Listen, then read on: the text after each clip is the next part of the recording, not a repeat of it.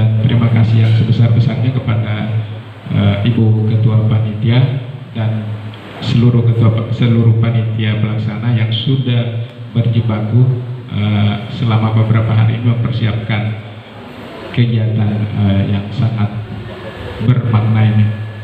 Dan tentu saya tidak lupa mengucapkan penghargaan yang tinggi dan selamat datang kepada 3 pemateri kita. Pertama Bapak Irwan yang sudah jauh-jauh, setahu saya ini kedatangan pertama beliau ke sini, ke Palu, dan kemarin sore kita bersama Prof. Ilmi sudah keliling-keliling memperlihatkan kondisi Palu. Harapan kami dengan Pak Irwan ke depan bisa datang lagi dan mungkin lebih bermakna lagi kita membangun satu kolaborasi menulis.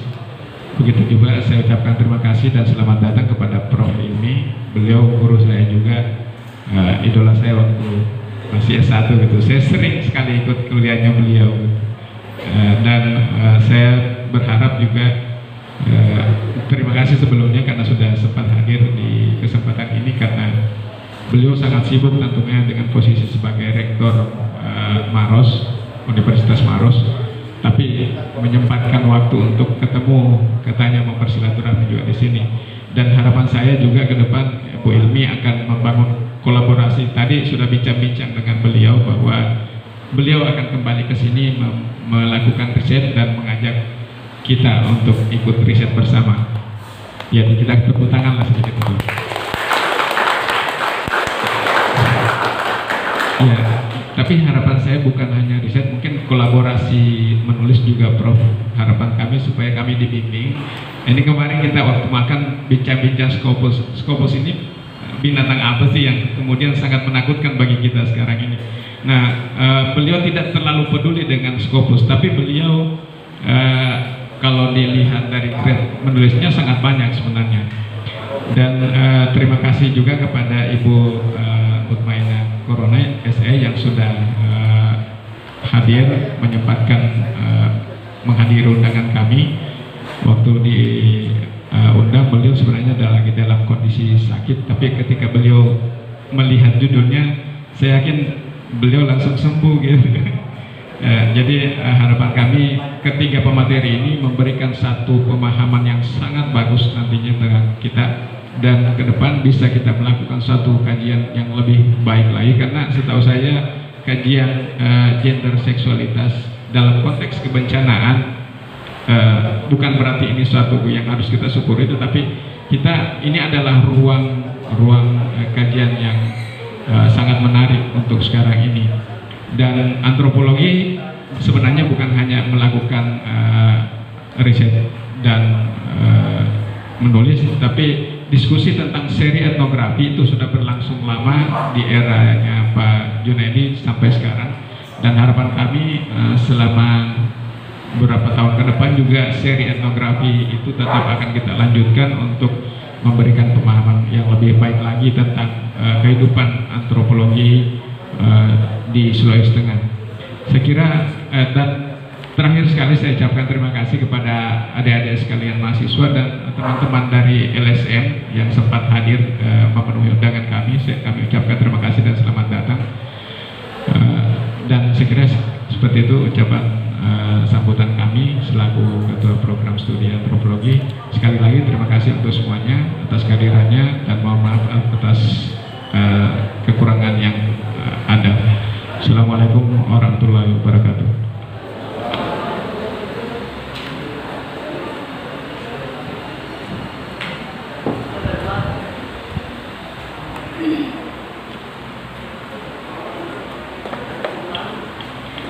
Demikianlah sambutan dari Ketua Program Studi Antropologi kepada Bapak Dr. Ikhtiar Hatta Esos MHum. Kami ucapkan terima kasih. Sambutan selanjutnya dari Dekan Fakultas Ilmu Sosial dan Ilmu Politik, sekaligus membuka secara resmi kegiatan kita pada hari ini. Kepada Bapak Dr. Muhammad Hairil SAG MSI, kami silahkan.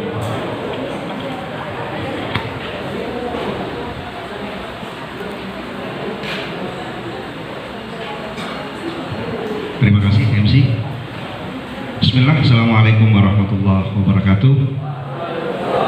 Selamat pagi, salam sejahtera buat kita sekalian. Alhamdulillahirrabbilalamin, Allahumma salli wa sallim wa barik alaihi. Yang saya hormati Ibu Wakil Dekan Bidang Umum dan Keuangan,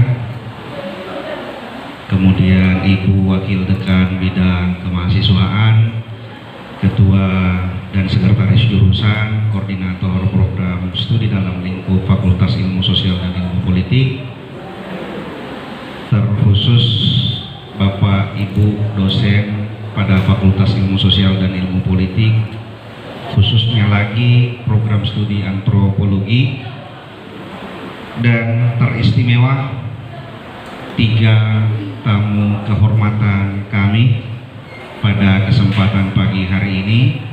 Rektor Universitas Muslim Maros, Prof. Ilmi. Selamat datang Prof, terima kasih berkenan hadir. Yang kedua, Direktur atau Ketua Program Pasca Sarjana Universitas Indonesia, Pak Irwan, selamat datang di kampus kami. Dan yang ketiga, Ketua Komisi A DPRD, Ibu Mutmainah Corona SE. Saya masih sering mengingat beliau di saat awal-awal bergabung di Pusat Studi Wanita bersama Ibu Nur Aisyah Ambo dan kawan-kawan. Terima kasih Ibu berkenan hadir bersama kami.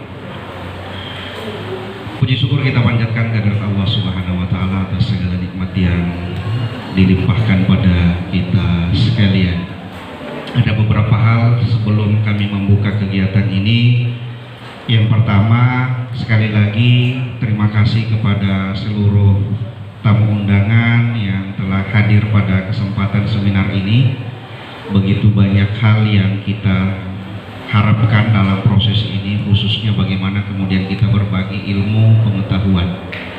Yang kedua, selamat Hari Guru bagi kita semua para pendidik dan calon guru, karena bagaimanapun hari ini menjadi hari bersejarah. Bahkan di berbagai media sosial, Menristek yang baru, Mendikbud, itu juga men-share pidatonya, dan begitu banyak harapan dan perubahan dalam sistem pendidikan kita. Yang ketiga, Bapak Ibu sekalian, tema ini menjadi tema yang menarik dalam banyak kajian, khususnya pasca gempa.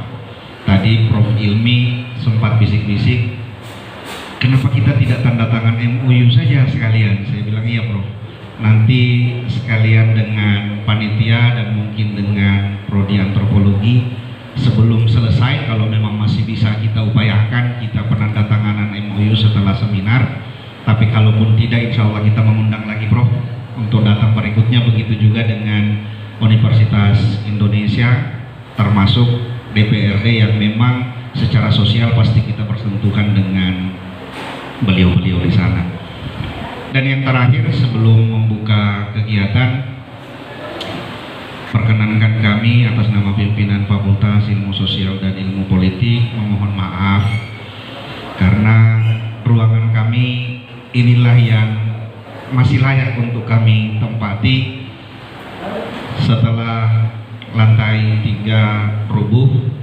Ini ruang satu-satunya di aula FISIP untuk sementara ini yang kita bisa berdayakan dalam berbagai kegiatan. Tentu banyak kekurangan, masih banyak hal yang perlu kita benahi bersama, termasuk pemanfaatan space untuk spanduk dan infokus kita mungkin masih terbatas. Dan insya Allah di 2020 kita berharap banyak perubahan-perubahan untuk kemudian kita maksimalkan segala potensi yang ada. Ini yang dapat kami sampaikan, dan mohon maaf sekali lagi apabila seluruh proses rangkaian ini ada hal-hal yang kurang berkenan, dan atas segala keterbatasan itu kami mohon maaf. Perkenankan saya Dekan Fakultas Ilmu Sosial dan Ilmu Politik dengan memohon ridha Allah Subhanahu wa taala, seminar nasional bertema gender, feminisme dan seksualitas dalam kebijakan kebencanaan di Sulawesi Tengah secara resmi saya nyatakan dibuka.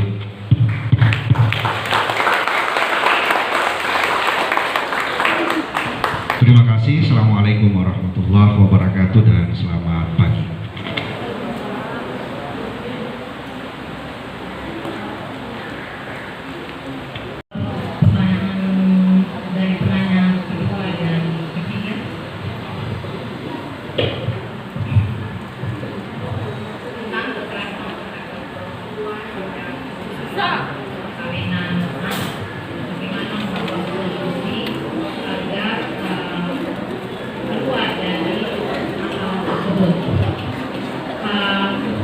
Kalau kita berbicara tentang perkawinan anak misalnya, itu seringkali kalau itu masalahnya adalah ekonomi, orang tua suka menganggap bahwa kalau kita kawinkan kita terbebas dari bukan hanya orang tua terbebas dari beban ekonomi terhadap anak, tetapi juga anak menjadi lebih sejahtera dibandingkan dengan kalau dia tidak menikah.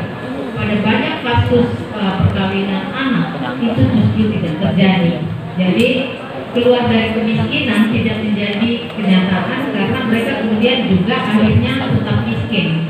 Kalaupun mereka kawin dengan orang yang semuanya punya, semua itu mereka mengalami hal lain di luar dari misalnya ekonomi, mereka mungkin bisa secara ekonomi lebih baik, tetapi juga yang paling itu 500 terperangkap di dalam kehidupan di mana si anak perempuan itu tidak bisa melakukan apa-apa.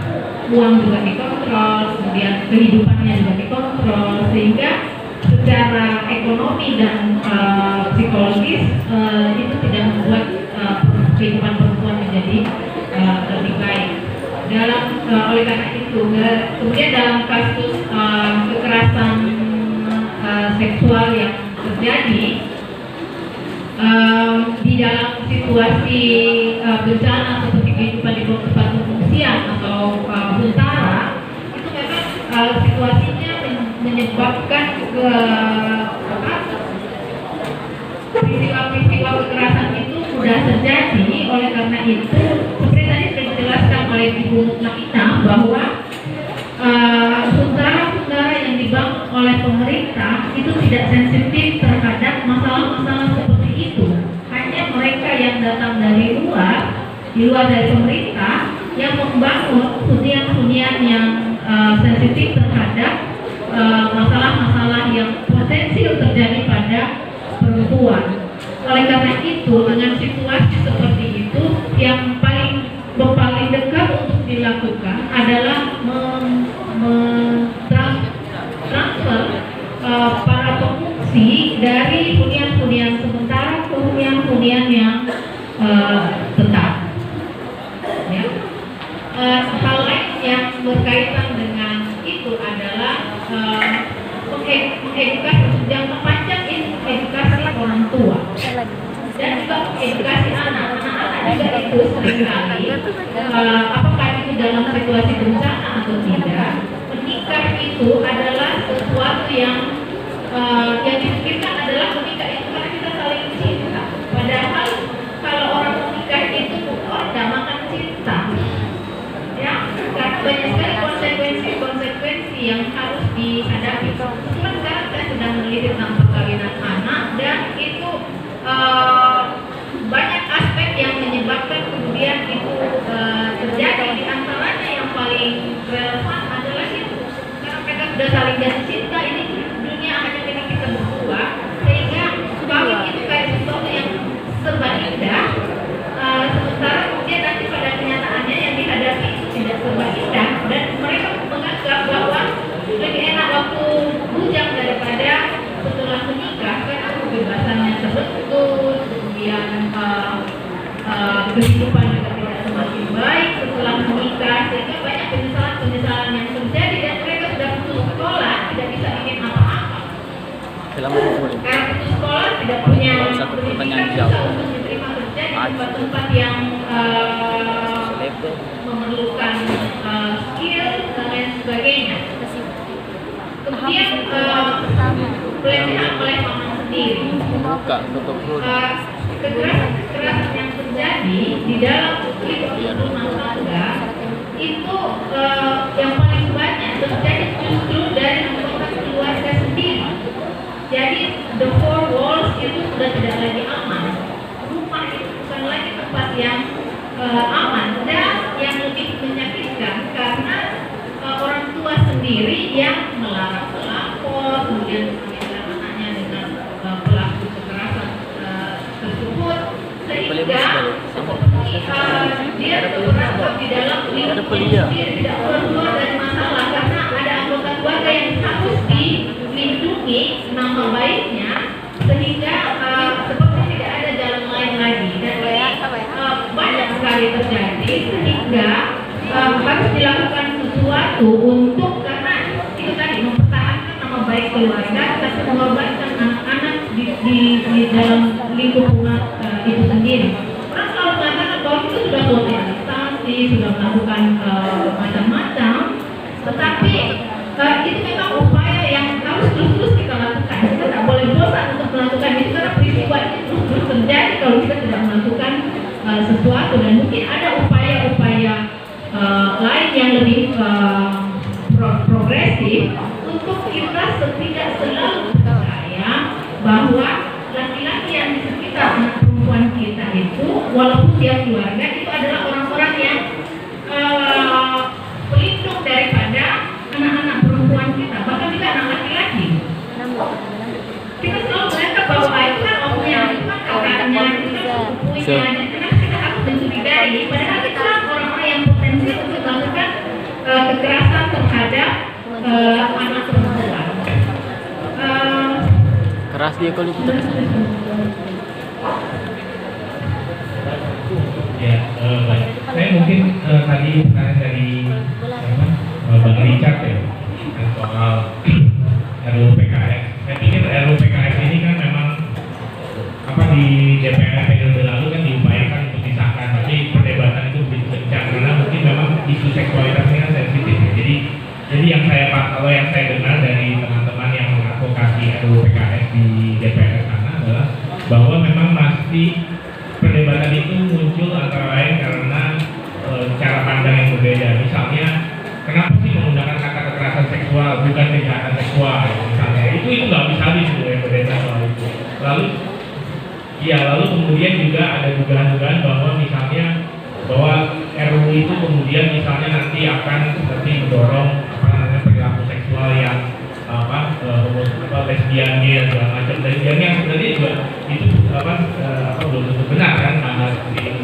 Jadi tapi poinnya adalah dikali tadi ya, bahwa isu seksualitas itu sensitif sehingga dan selalu menyangkut soal moral ya. Jadi nah itu yang membuat kenapa RUU PKS itu kemudian menjadi terhambat gitu. Nah, lalu kemudian saya sedikit walaupun tidak ditanya ke saya, tapi soal kawin anak, karena kebetulan saya juga melakukan penelitian kawin anak di Lombok dan di Sukabumi. Memang setuju ya kalau tanyanya adalah secara antropologis. Pertama, memang ini kan adalah soal mengubah nilai ya, nilai pada masyarakat, terutama orang tua tentang anak dan juga perkawinan itu sendiri.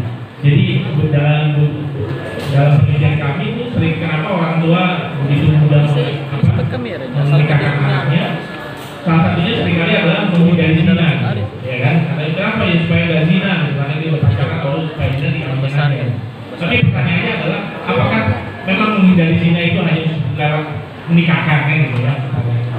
Lalu kemudian juga misalnya ada pandangan bilang ya udah akil balik gitu kan? Kalau akil balik pada perempuan cuma dilihat sudah menstruasi, pertanyaannya apa benar konsep akil balik itu hanya sekedar ditandai oleh menstruasi udah akil balik gitu, ya kan? Jadi memang merubah nilai ini memang memerlukan upaya yang tidak mudah ya. Tapi yang penting juga saya pikir bagaimana misalnya orang tua didorong selalu memberikan apresiasi terhadap pendidikan. Jadi saya pikir bukan hanya kemudian ini tugas dari misalnya pemerintah gitu kan, tapi saya pikir kita semua punya tugas untuk itu ya, untuk bagaimana mengubah cara pandang di masyarakat kita. Kenapa menikahkan anak, terutama anak perempuan yang selalu menjadi korban itu begitu mudahnya gitu kan.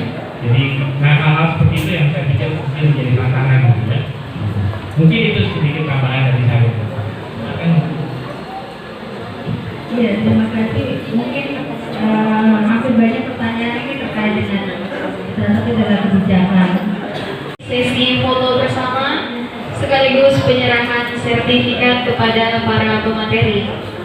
Baiklah, kita melangkah ke acara selanjutnya, yaitu pada acara inti, sesi materi dan diskusi. Untuk selanjutnya saya serahkan kepada moderator Ibu Citra Dewi Esos MA. Kepada Ibu saya silahkan.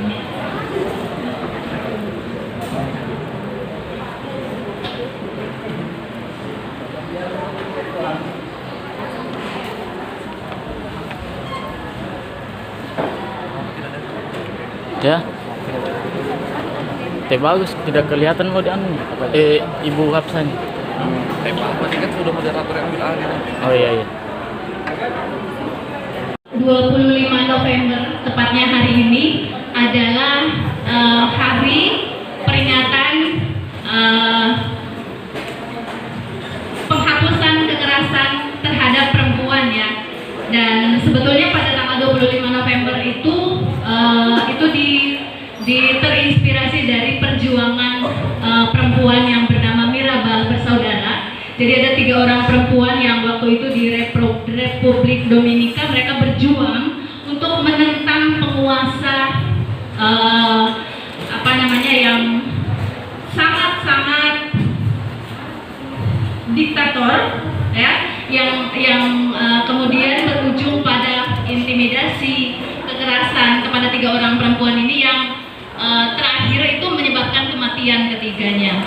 Jadi 3 orang ini kemudian memicu gelombang para feminisme di Amerika Latin pada waktu itu yang kemudian terus dilanjutkan sampai hari ini.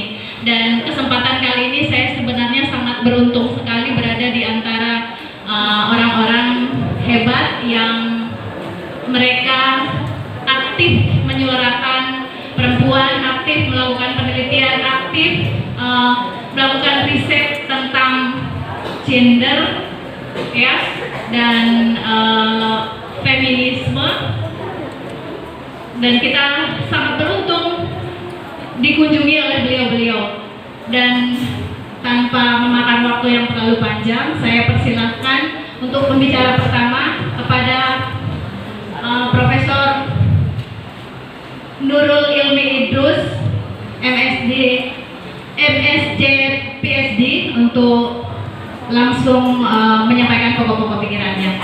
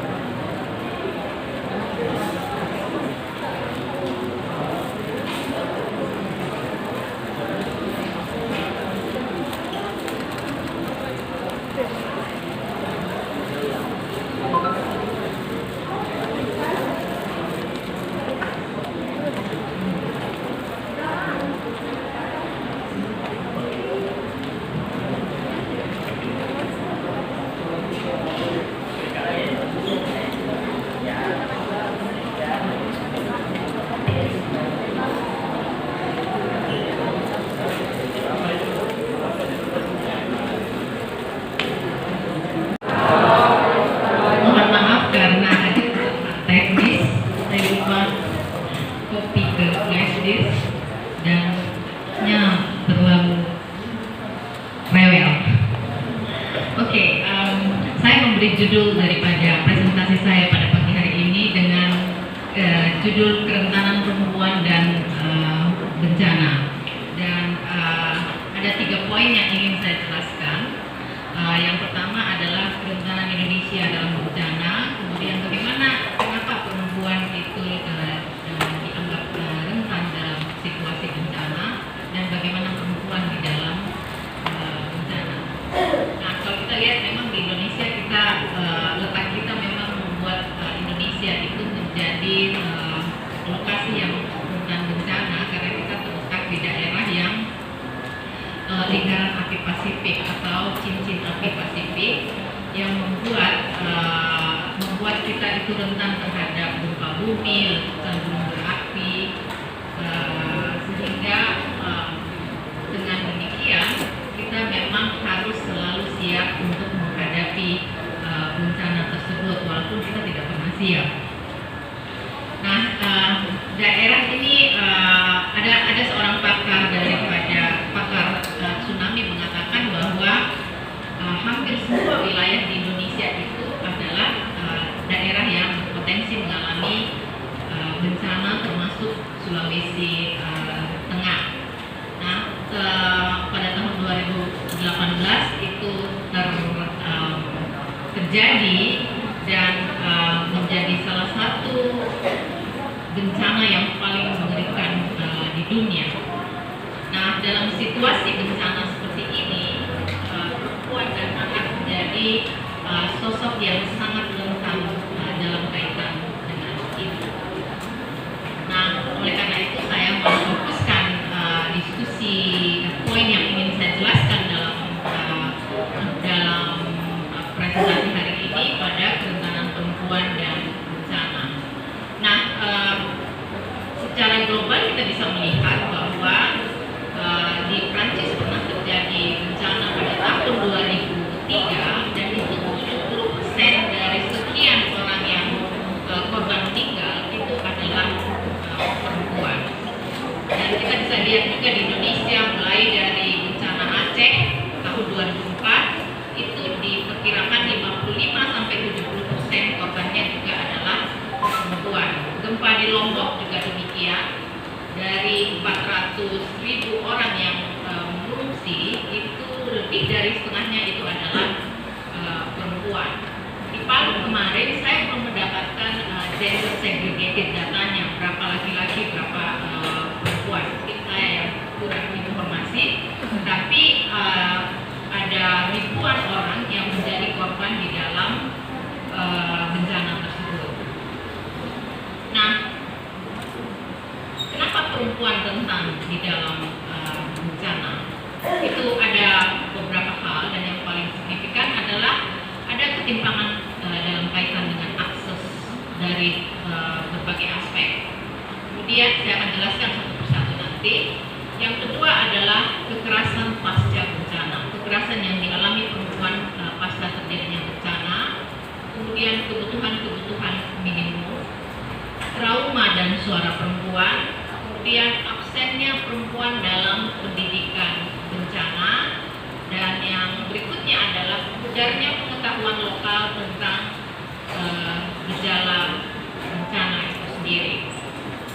Nah, saya akan bahas satu persatu mulai dari ketimpangan akses. Kalau kita lihat dari fasilitas kesehatan, ya di mana-mana kalau bencana fasilitas kesehatan pasti minim, dan keminiman itu membuat perempuan rentan terhadap masalah kesehatan seksual dan reproduksi, dan juga ini diiringi dengan meningkatnya kekerasan domestik maupun seksual. Kenapa meningkat kekerasan domestik? Karena ya kita semua ini dalam keadaan stres, jadi semua mudah mengalami emosi yang tidak stabil. Kemudian kenapa juga rentan terhadap kekerasan seksual? Karena di hunian pengungsian itu situasi serba tidak menentu, orang tua itu juga susah untuk mengontrol anak-anak mereka. Kemudian kemudian di hunian sementara itu privacy juga kurang, sehingga mereka itu menjadi lihat satu sama lain karena tidak ada batas yang batas-batasannya itu masih bersifat sementara semua. Akses dan kontrol terhadap sumber daya seperti air bersih, fasilitas-fasilitas umum seperti toilet, fasilitas kesehatan, sanitasi, shelter, ini membuat kebutuhan spesifik perempuan itu tidak terpenuhi. Kalau bencana itu biasanya kita mengirim makanan lebih banyak, minuman lebih banyak, kita lupa ada kebutuhan spesifik perempuan seperti kalau mereka menstruasi, mana mereka bisa mendapatkan Softex. Softex sebenarnya itu bukan barang mereknya. Tapi kita karena di Indonesia pembalut itu merek pertama yang paling terkenal Softex, makanya kalau kita bilang pembalut kita bilang Softex. Itu satu yang ini sekali. Kemudian kalau ketika mereka mengandung, melahirkan dan menyusui, itu membuat mereka sangat rentan terhadap banyak hal. Sarana toilet dan kamar mandi darurat yang dibangun juga seadanya, sehingga kalau ini beda sekali dengan laki-laki. Laki-laki lebih mudah untuk membuang air kecil di berbagai tempat dibandingkan dengan perempuan misalnya. Nah, di pengungsian juga perempuan cenderung mengalami misalnya defisiensi nutrisi, dan itu berpengaruh terutama kalau mereka misalnya hamil, jadi 2 orang yang terkena ya. Langkahnya tempat yang memadai untuk menyusui bayi. Jangankan untuk menyusui bayi, untuk hal-hal lain juga itu mereka sudah langka. Apalagi kalau dia harus menyusui bayi sementara mereka berada di hunian sementara yang serba terbatas. Minimnya makanan yang bergizi sesuai dengan kebutuhan nutrisi si ibu sendiri, apalagi si bayinya. Kemudian adat atau budaya dan keyakinan agama yang dianut perempuan menyebabkan mereka menjadi serba terbatas. Karena misalnya mereka tidak mau kalau tempatnya terbuka, sementara kuntarannya itu fasilitasnya itu privasinya sangat kurang. Yang kedua adalah kekerasan pasca bencana. Ya. Tempat penampungan yang dari tadi saya sebutkan kurang privasi bisa memicu timbulnya kekerasan seksual pada perempuan. Mereka bisa diintip seperti yang di situasi yang normal saja kita bisa diintip dengan berbagai cara, misalnya memasang kamera. Apalagi kalau misalnya di dalam situasi di hunian sementara atau di tempat pengungsian di mana cenderung serba terbuka sehingga mereka rentan sekali mengalami kekerasan seksual. Nah, ketika terjadi bencana, perempuan atau anak itu cenderung untuk terpisah dari keluarga yang biasa melindungi mereka dan akan merasa semakin tidak saja terisolir, tapi juga tidak berdaya di pengungsian, sehingga mereka rentan menerima apa saja dari orang lain yang ditawarkan kepada perempuan dan anak. Misalnya di kasus di Palu ini, seorang anak perempuan korban gempa mengungsi ke Makassar dan diduga diperkosa oleh 3 laki-laki di tempat pengungsian. Data lainnya dari Lingkar Belajar untuk Perempuan itu mereka menerima laporan-laporan tentang kekerasan seksual pada perempuan. Hal lainnya adalah kebutuhan minimum. Ya. Di tempat pengungsian itu berbagai logistik yang spesifik perempuan dan anak itu sulit diperoleh karena mereka masih bantuan-bantuan yang diterima itu adalah masih bersifat genderless, tidak membagi antara kebutuhan perempuan dan kebutuhan laki-laki. Cerita di pengungsian misalnya akibat gempa Palu menunjukkan betapa logistik untuk bayi sulit untuk ditemui. Nah, untuk ibu hamil misalnya pada kondisi normal merupakan kelompok populasi yang sudah rentan, apalagi pada saat bencana di mana lingkungan tidak mendukung segala kebutuhan minimal mereka. Tenda yang penuh sesak, terpisah dengan keluarga, dan berbagai pemicu stres bisa mengancam kebutuhan nutrisi daripada ibu hamil yang tidak tercukupi. Nah, hal lainnya adalah ketika terjadi bencana adalah trauma dan bagaimana suara perempuan didengar apa tidak. Perempuan yang kehilangan suami, kehilangan anak, atau anak perempuan yang kehilangan orang tua itu akan mengalami trauma psikologis yang relatif panjang. Yang lainnya adalah oleh karena itu mereka memerlukan trauma psikologis dengan pendekatan yang spesifik pada setiap jenis kasus yang terjadi pada mereka, karena mereka mengalami trauma psikologis dengan level yang berbeda-beda. Nah, di dalam suasana bencana juga mereka itu cenderung tidak bersuara, sehingga kemudian kebutuhan perempuan tidak selalu menjadi pemenuhan utama, terutama mereka yang sedang hamil, sedang mengandung, dan lain sebagainya. Kemudian kesempatan untuk tampil berbicara dalam pertemuan internal di dalam komunitas pengungsi itu banyak diwakili oleh laki-laki, dan itu juga bukan hanya karena perempuan diwakili oleh laki-laki, tapi juga kadang-kadang memang perempuan malas untuk ikut di dalam pertemuan-pertemuan sehingga mereka minim informasi apa yang harus dilakukan. Selain itu perempuan absen dalam pendidikan bencana. Mereka tidak hadir di dalam edukasi atau pelatihan-pelatihan yang berkaitan dengan bagaimana pencegahan dan penanggulangan bencana, sehingga informasi mereka juga minim yang terkait dengan itu. Akibatnya mereka pengetahuan mereka soal bagaimana teknik penyelamatan diri membuat mereka semakin rentan di dalam situasi bencana. Kemudian yang ini yang sebenarnya harus digalakkan adalah karena pengetahuan kita tentang kearifan-kearifan lokal yang terkait dengan bencana, dan itu menjadi semakin hilang karena kita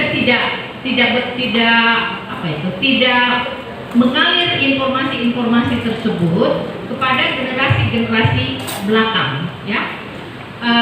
Misalnya di Papua Nugini orang belajar membaca awan. Bila awan mengalami perubahan tekstur, perubahan warna, arah, kecepatan, nah itu menjadi salah satu tanda akan adanya badai. Kita juga mendengar banyak kearifan-kearifan lokal yang terkait dengan bagaimana binatang bereaksi ketika bencana akan datang. Burung-burung pada berkumpul berdatangan di laut, kemudian itu sebagai pertanda. Pengetahuan lokal seperti itu sudah tidak diajarkan, sehingga generasi-generasi di belakang itu tidak sensitif terhadap simbol-simbol seperti itu. Mereka yang berada di daerah-daerah pegunungan yang masih mendapatkan pengetahuan tersebut dari orang tua itu cenderung untuk meminimalisir terjadinya korban di tempat-tempat yang seperti itu. Nah, tadi saya berbicara tentang bagaimana kekerasan yang berbasis kekerasan yang potensial terjadi di daerah-daerah bencana, yaitu kekerasan yang berbasis gender. Anda bisa lihat di sini apa definisinya, saya tidak akan menjelaskan lebih lanjut, tetapi yang lebih ini adalah bahwa kekerasan berbasis gender di situasi bencana itu macam-macam, seperti kekerasan seksual, perkosaan, pelecehan, kawin paksa termasuk bagian daripada itu, kekerasan fisik, psikis maupun ekonomi. Di bencana di Palu kemarin ini kekerasan yang terjadi adalah seperti ini, ya. Yang pertama sampai keempat itu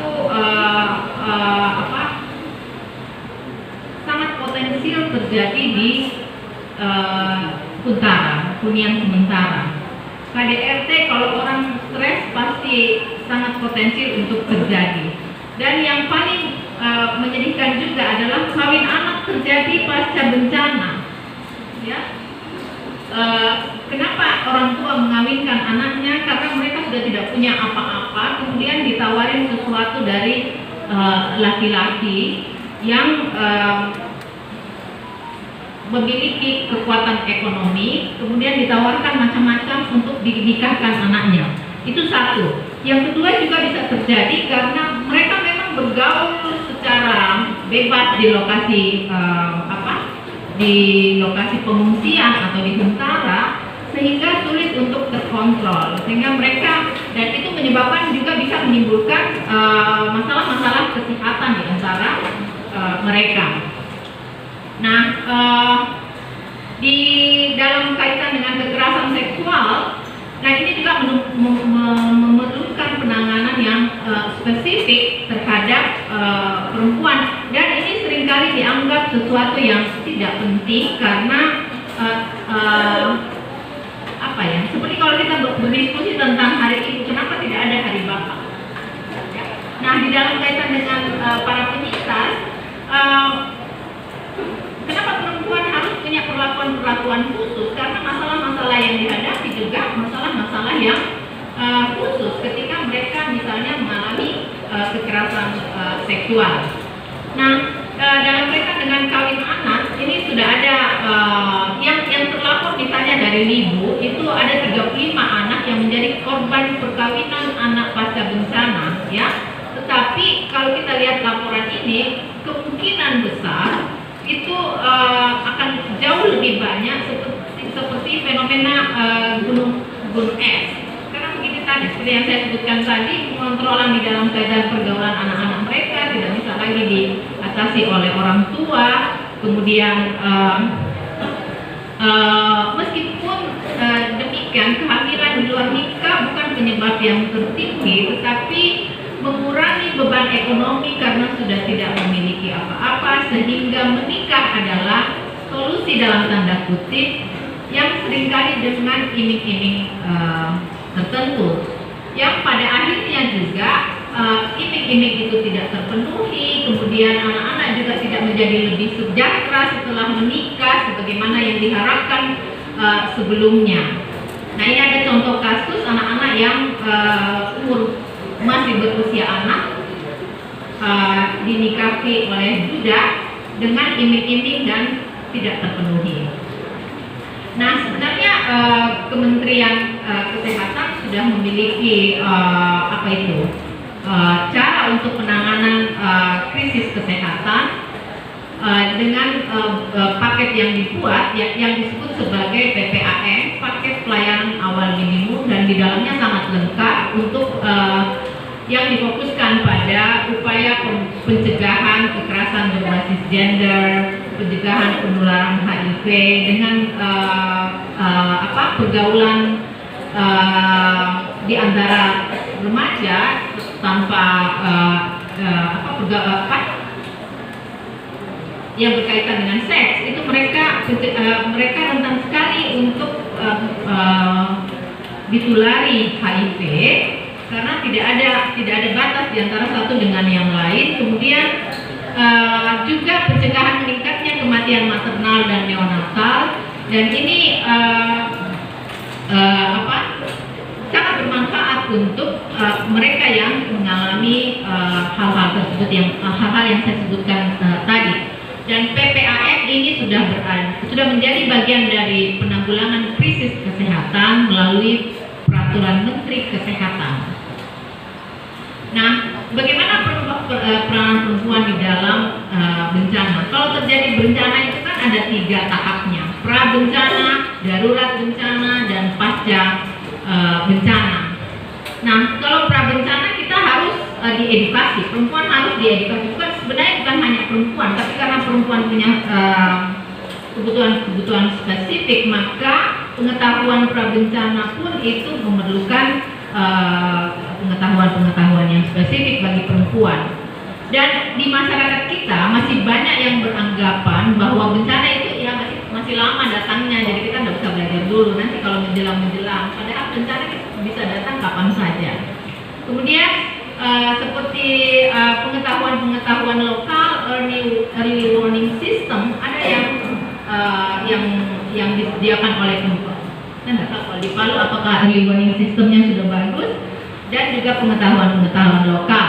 Seperti misalnya dulu orang pukul kentongan, burung yang berkumpul, ternak yang berlarian pada waktu-waktu tertentu, ya, itu untuk prabencananya. Tetapi juga ada tanggap bencana. Apa yang harus dilakukan oleh perempuan ketika bencana sudah terjadi? Misalnya, di mana kita berkumpul kalau sudah terjadi? Atau apa yang harus dilakukan? Apa simbol-simbolnya daripada early warning systemnya? Dan bagaimana perempuan membentuk ketahanan diri ketika mengalami musibah, karena semua orang dalam keadaan stres. Kalau ibunya stres, anaknya lebih stres. Kemudian pasca bencana, nah perempuan sudah seharusnya dilibatkan di dalam mitigasi bencana, mulai dari, kalau ini sudah pasca bencana, mulai dari pemulihan, rehabilitasi, sampai rekonstruksi pasca bencana, termasuk bagaimana mempercepat peralihan dari hunian sementara ke hunian tetap agar mereka menjadi lebih aman, terutama bagi perempuan dan anak-anak. Saya sudahi sampai di sini, nanti kita bisa lanjutkan di dalam diskusi nantinya. Terima kasih. Wassalamualaikum warahmatullahi wabarakatuh.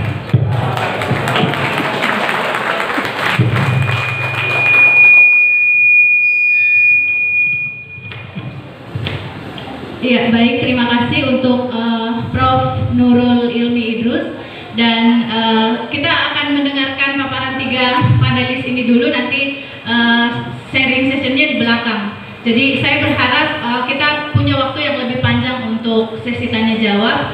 Maka dari itu saya langsung mempersilakan kepada Bapak Irwan Hidayana, PhD, untuk menyampaikan pokok-pokok pikirannya. Beliau adalah Ketua Program Pasca Sarjana Antropologi Universitas Indonesia, sekaligus Ketua Pusat Kajian Gender dan Seksualitas periode 2012-2017. Kepada Bapak, waktu dan tempat kami persilahkan.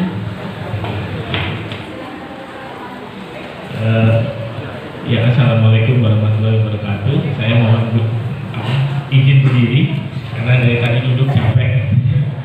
Jadi terima kasih pertama-tama jelas harus saya ucapkan kepada program antropologi Universitas Tadulako yang mengundang saya untuk berbagi pengetahuan di sini, dan juga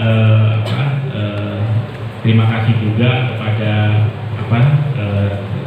program studi antropologi yang kemudian mengangkat isu gender, feminitas dan seksualitas ini pas di hari 16 hari anti kekerasan terhadap perempuan yang dirayakan secara internasional mulai tanggal 25 November sampai 10 Desember yang tadi sudah disinggung juga oleh ketua panitia gitu ya ketika memberikan sambutan.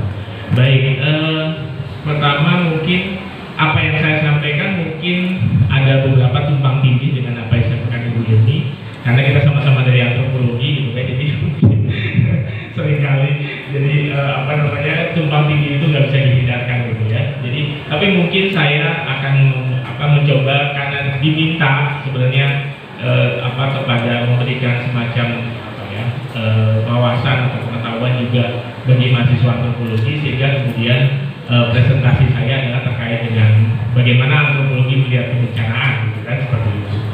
Oke, jadi sebenarnya di dalam antropologi sendiri sebenarnya kan mengkaji bencana itu bukan sesuatu yang baru ya, kalau dilihat literatur gitu ya. Jadi sudah ada literatur tahun 80-an terutama yang memang penelitian di tempat lain ya, itu tentang bencana. Nah, yang penting adalah ketika melihat bencana, seringkali kan kita selalu berbicara bahwa bencana itu seolah-olah hanya kejadian alam yang kemudian kejadian fisik gitu ya, geofisik yang yang jelas membawa korban gitu. Tapi kalau bagi antropologi kan kita harus melihat bencana itu sebagai sosial, ya.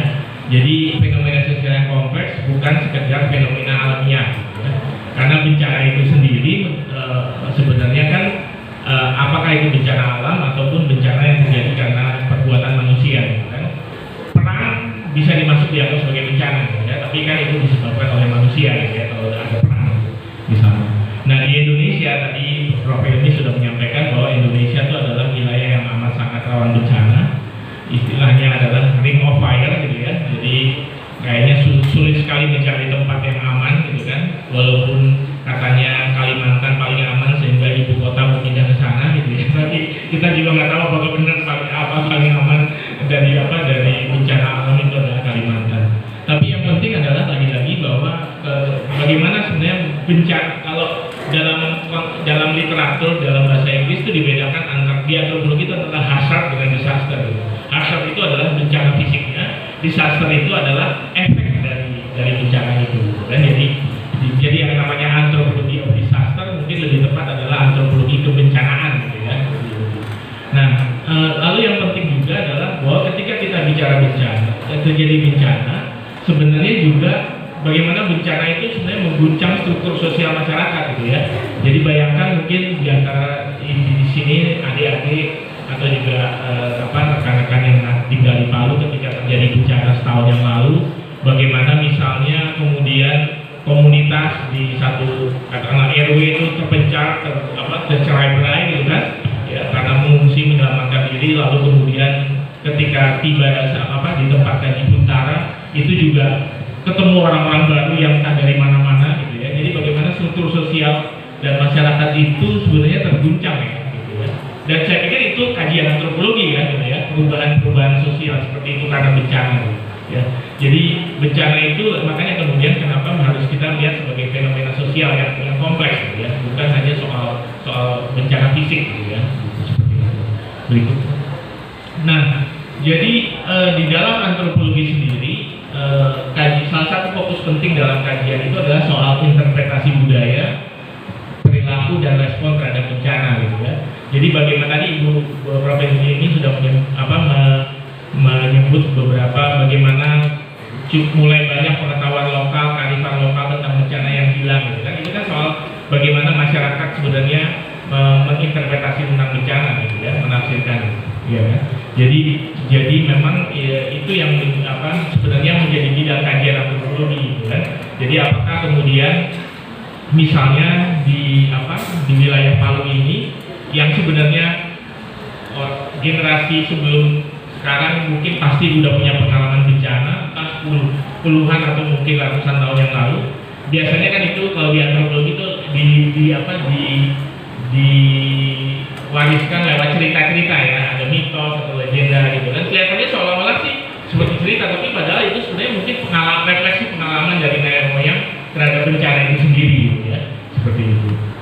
Nah, dalam konteks kebencanaan itulah sebenarnya tadi bahwa ketika bicara bencana pasti ada populasi yang rentan gitu kan. Dan populasi yang rentan itu terutama adalah perempuan, anak, lansia ya. Mungkin kita juga harus, dan juga mungkin mereka yang disabilitas ya. Yang masing-masing pasti mempunyai mekanisme coping ya, coping mekanisme yang berbeda, kerentanan yang berbeda juga gitu kan, dengan kapasitas yang berbeda gitu ya. Jadi di sini ini mungkin tantangan bagi kita yang belajar antropologi ya gitu ya.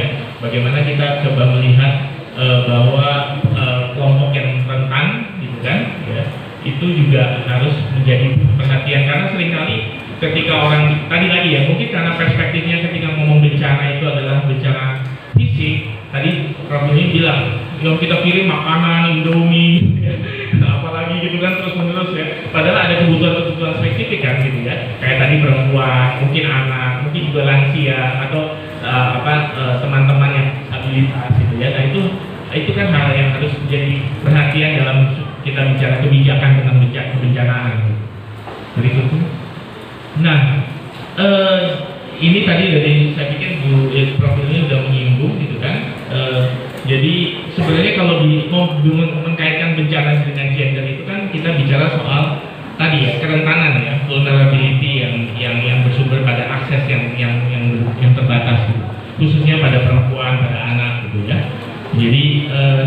yang menjadi menarik adalah bahwa seringkali bahwa norma sosial gender itu kan yang sebenarnya membatasi akses perempuan terhadap sumber daya kan gitu ya. Contohnya tadi misalnya akses perempuan terhadap pendidikan gitu kan, misalnya yang lebih rendah daripada laki-laki, sehingga kemudian pengetahuan perempuan terbatas mengenai kebencanaan, atau kemudian juga terkait juga dengan akses pada sumber daya ekonomi misalnya kan. Banyak masyarakat kita misalnya selalu meletakkan perempuan pada tugas-tugas domestik gitu kan, reproduktif gitu ya, seperti itu. Jadi dan kemudian akses pada sumber daya ekonomi itu lebih kepada laki-laki ya, suami atau ayah atau anak laki-laki. Dan itu yang kemudian ketika bencana terjadi, sehingga kemudian misalnya ketika sebagian anggota keluarganya hilang atau meninggal, misalnya perempuan menjadi sangat rentan ya, karena dia tidak punya sumber daya ekonomi misalnya kan gitu ya. Nah, norma gender juga seringkali juga berdampak langsung pada kapasitas perempuan merespon bencana. Sederhana aja nih, misalnya contohnya kadang-kadang anak-anak perempuan misalnya ketika ada anak perempuan memanjat pohon lalu dibilang, iya anak perempuan memanjat pohon gitu ya. Ya kan, itu kan nggak pantas gitu kan, nggak sopan. Padahal mungkin dalam konteks wilayah-wilayah di mana bisa terjadi tsunami, mungkin memanjat pohon adalah skill yang diperlukan gitu. Dan ini terjadi misalnya di beberapa penelitian di negara lain yang mengatakan bahwa memang keterampilan seperti berenang misalnya gitu ya. Jadi ketika perempuan misalnya tidak punya skill itu, dan ketika terjadi bencana itu sebenarnya kan karena norma gender tadi ya. Bahwa perempuan naik pohon tuh dianggap gak pantas gitu ya, seperti itu ya, karena biasanya laki-laki ya, seperti itu. Tapi jangan-jangan itu sebenarnya adalah keterampilan ya, karena ketika ada bencana itu kalau dia bisa melakukan penyelamatan misalnya ya, seperti itu. Nah ini yang menarik ya, bahwa bencana itu seringkali diukur dari soal jumlah jiwa yang meninggal, jumlah rumah yang hancur, fasilitas yang rusak gitu kan. Tapi apakah pernah dianalisis apakah perempuan atau anak perempuan yang meninggal lebih banyak daripada laki-laki atau anak laki-laki? Atau sebaliknya? Tadi kan Bu Yeni juga, kita belum dapat ya angka di Palu kemarin berapa jumlah anak laki-laki, perempuan yang meninggal dan laki-laki. Tapi kalau itu ternyata ada ketimpangan, itu kan menjadi penting ya.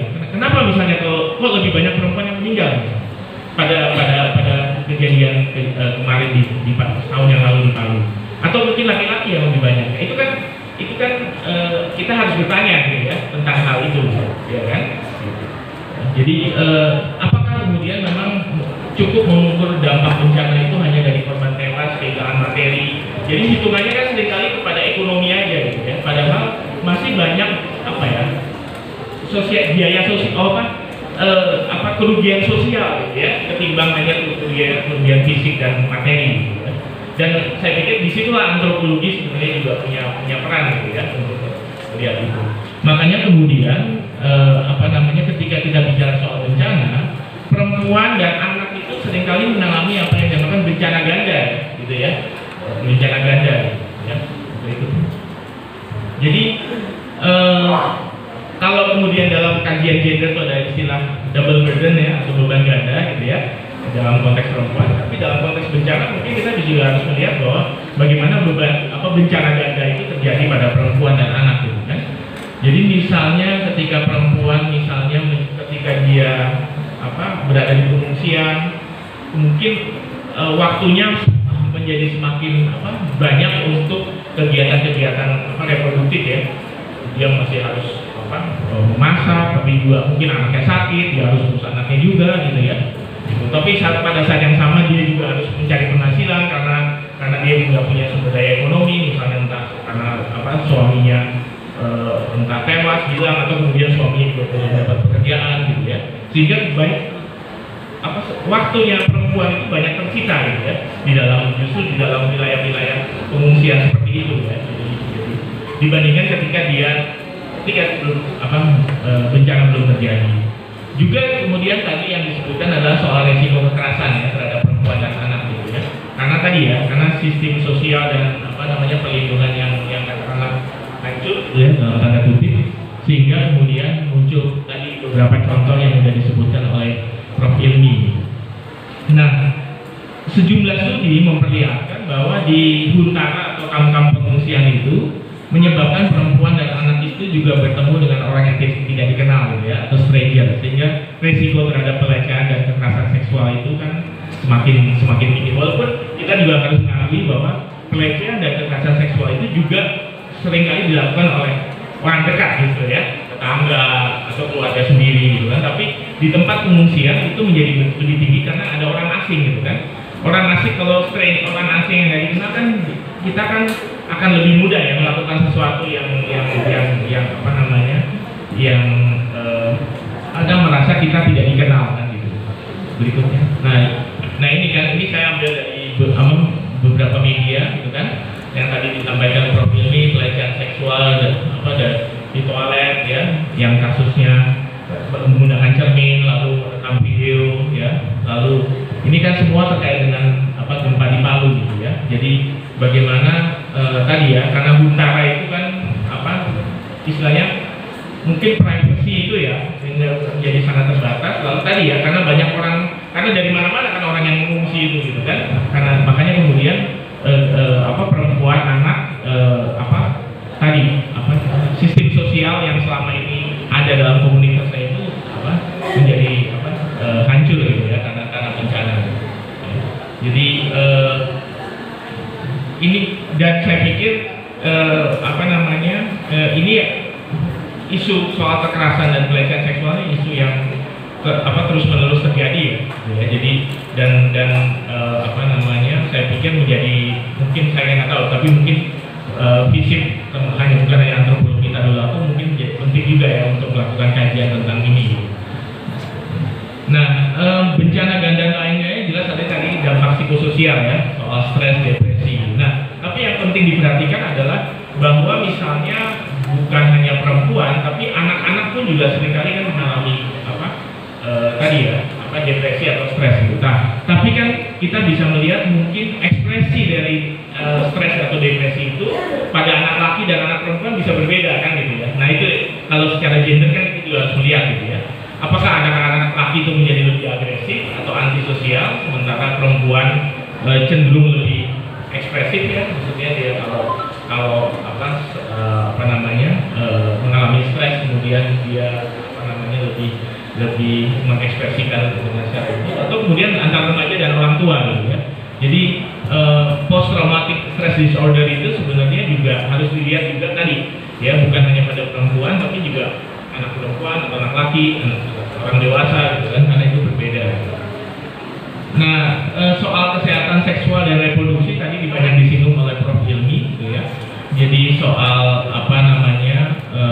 bagaimana kebutuhan perempuan hamil, perempuan menyusui ya kan, lalu malnutrisi gitu kan, gangguan alat reproduksi ya karena mungkin airnya nggak bersih ya. Jadi kemudian saluran reproduksi itu kan bisa terjadi infeksi ya gitu ya. Jadi itu hal-hal yang saya pikir itu penting banget gitu ya dalam kajian-kajian tentang kebencanaan. Nah, tadi soal terkait dengan kemiskinan, Prof. Ilmi menyebut soal kawin anak antara lain. Tapi satu hal lagi adalah, slide berikutnya.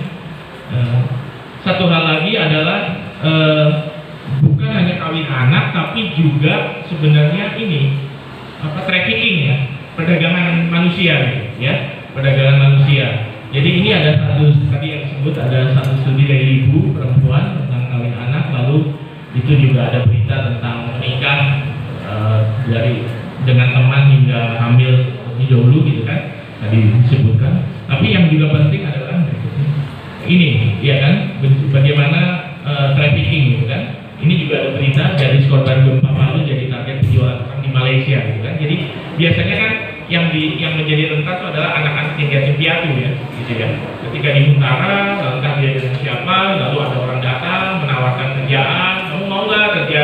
Saya nggak tahu kalau dari Palu mungkin nggak jauh-jauh ke Malaysia, mungkin ke Makassar ikut saya kerja gitu kan, tapi kemudian itu sebenarnya dijual kan gitu kan. Jadi isu trafficking pun saya pikir menjadi isu antropologis yang lebih penting ya untuk penelitian gitu ya. Jadi ini apa yang terkait dengan bencana ganda berikutnya. Nah jadi sebenarnya apa yang ingin saya sampaikan adalah bahwa kebijakan kebencanaan itu kan menyangkut kesiapan ya, preparedness, lalu pencegahan ya, dan juga mitigasi, sehingga perspektif gender dan anak itu adalah sesuatu yang mungkin harus masuk ke sana gitu ya.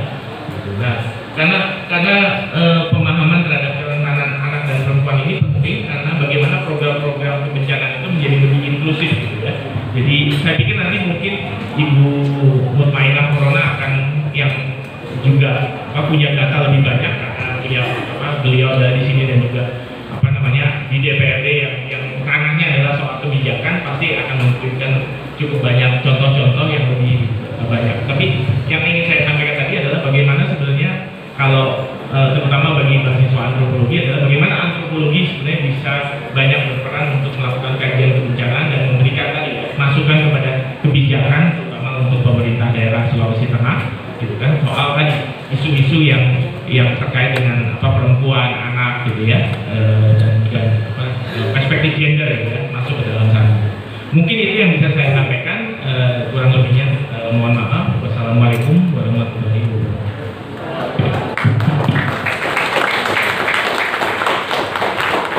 Iya, terima kasih kepada Pak Irwan Hidayana, dan selanjutnya saya persilakan Ibu Mutmainah Corona untuk memaparkan poin-poin pikirannya. Beliau adalah anggota DPRD Komisi A Bidang Pemerintahan dan Kesra.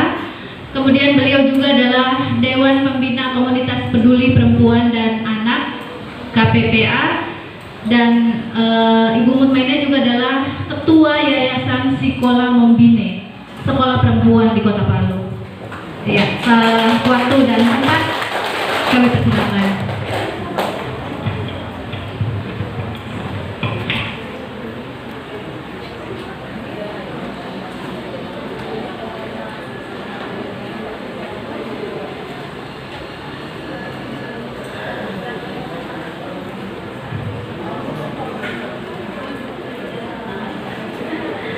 Oke, assalamualaikum warahmatullahi wabarakatuh.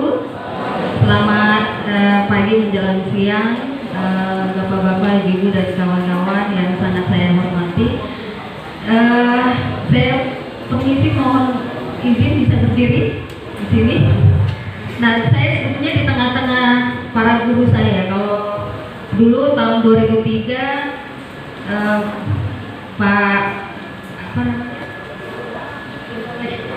Pak Irwan ini dulu salah satu pembimbing saya ketika mengikuti satu kursus bulan ya di UI tentang gender dan seksualitas, itu kurang lebih 2003. Itu masa belajar saya untuk bagaimana proses-proses penelitian yang sebetulnya saya lebih senang menggunakan metode kualitatif karena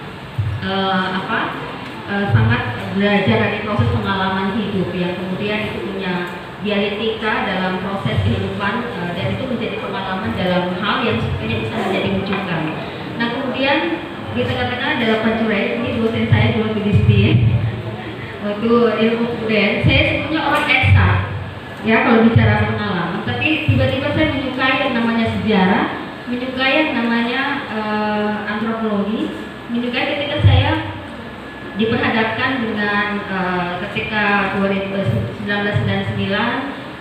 saya bersama terlibat dalam organisasi mahasiswa yang kemudian banyak dipertemukan dengan banyak persoalan-persoalan yang sebetulnya tidak pernah dibicarakan di dalam kampus, tapi saya menemukan di luar, bertemu dengan para perempuan yang kemudian mereka adalah petani garam yang waktu itu sebelum kena tsunami, yang kemudian dipaksa untuk keluar karena padahal mereka adalah punya kehidupan yang sangat bergantung besar, tapi ada banyak hal sebetulnya persoalan-persoalan yang tidak pernah terjamah oleh sebuah kebijakan. Kemudian petani yang direklaiming tanah dan lain sebagainya, kawan-kawan buruh kaum miskin kota yang banyak sekali kemudian tidak mendapatkan hak yang setimpal, tapi mereka selalu melaksanakan, dia sebagai warga negara yang baik melaksanakan kewajiban. Nah, kawan-kawan saya mulai tertarik bermain di kebijakan karena saya banyak belajar dengan teman-teman Seknas Fitra dan ICW bahwa ternyata penyumbang terbesar negara ini adalah rakyat miskin.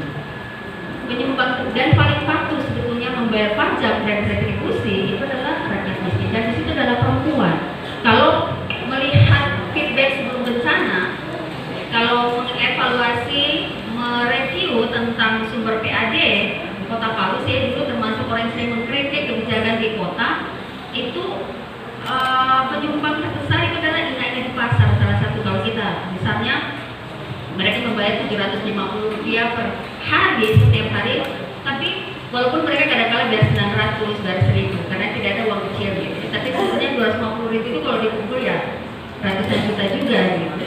Tapi kemudian feedback dari kebijakan yang mereka dapatkan dari kontribusi ke daerah itu hampir tidak ada. Nah, kemudian mereka menghidupi keluarga dan lain sebagainya dengan pendapatan yang 20.000 per hari dari jual sayur dan seterusnya. Tapi kemudian secara paksa mereka diusir, seakan-akan mereka bukan punya lapak dan lain sebagainya. Nah, ini yang satu cerita sebetulnya kalau saya senang dengan pendekatan etnografi, dan kalau kita menggunakan feminis itu adalah FPAR, Feminist Participation Action Research, sebetulnya bagaimana perempuan dilibatkan tidak sebagai objek sebuah riset, tapi dilibatkan sebagai bagian dari subjek dalam sebuah penelitian, yaitu disebut dengan riset yang partisipatif gitu. Nah, mungkin saya akan bicara. Nah, walaupun saya baru masih 3 bulan di DPRD, tapi sudah mulai satu kali masuk rumah sakit karena ya ekspektasi kita terhadap sebuah kebijakan itu ternyata tidak seperti yang kita harapkan. Tapi saya punya rasa optimis yang besar, mudah-mudahan pengetahuan pengalaman yang ada bisa mewarnai gagasan yang ada di dalam. Nah, kalau saya selalu membuat tagline kepada ibu adalah mendengarkan dan memperjuangkan. Mendengarkan adalah salah satu metode feminis sebetulnya. Bagaimana pengalaman hidup yang dirasakan oleh masyarakat itu harus melihat secara detail. Misalnya kalau saya menggambarkan misalnya sebelum ini misalnya melihat pada 3 ini misalnya analisa gender yang melihat pada gender analysis pathway, kesenjangan di mana relasi kuasa yang mengikat di dalam proses apakah pengambilan keputusan dalam kehidupan sehari-hari itu menjadi bagian bisa melihat siapa itu menjadi kelompok prioritas. Kemudian melihat pada kedua adalah aspek seksualitas. Saya sangat banyak belajar di UI, ternyata seksualitas sebetulnya sangat dekat dalam hal kehidupan perempuan. Makanya kenapa perempuan selalu memperjuangkan akses air bersih, memperjuangkan karena itu pusat-pusat reproduksi yang tidak sekedar bicara tentang melahirkan dan tapi juga bicara pada peluang kerentanan dalam kasus kekerasan seksual. Kalau seksualitas kan kita membaca tubuh perempuan dan laki-laki itu selalu kadang-kala ada sesuatu yang berbeda dalam dalam pemaknaan dan sebagainya. Dan itu kita rasakan. Teman-teman pun misalnya yang sebagai pada saat maju di pemilu sebagai caleg yang single parents itu selalu mendapatkan stigma yang berbeda dibandingkan dengan seorang laki-laki yang single parent. Itu tidak persoalan. Artinya ada persoalan dengan tubuh yang seperti jadi analisa. Kalau kita bicara pada reproduksi, melekat dalam konteks reproduksi perempuan dan laki-laki itu sebetulnya punya dampak sosial yang harus dibaca secara detail, yang tidak hanya lihat pada ranah bagaimana melahirkan, bagaimana membesarkan anak, gitu, tapi melihat pada ranah-ranah yang kemudian itu berefek pada kekerasan yang terjadi terhadap perempuan. Nah, saya tadi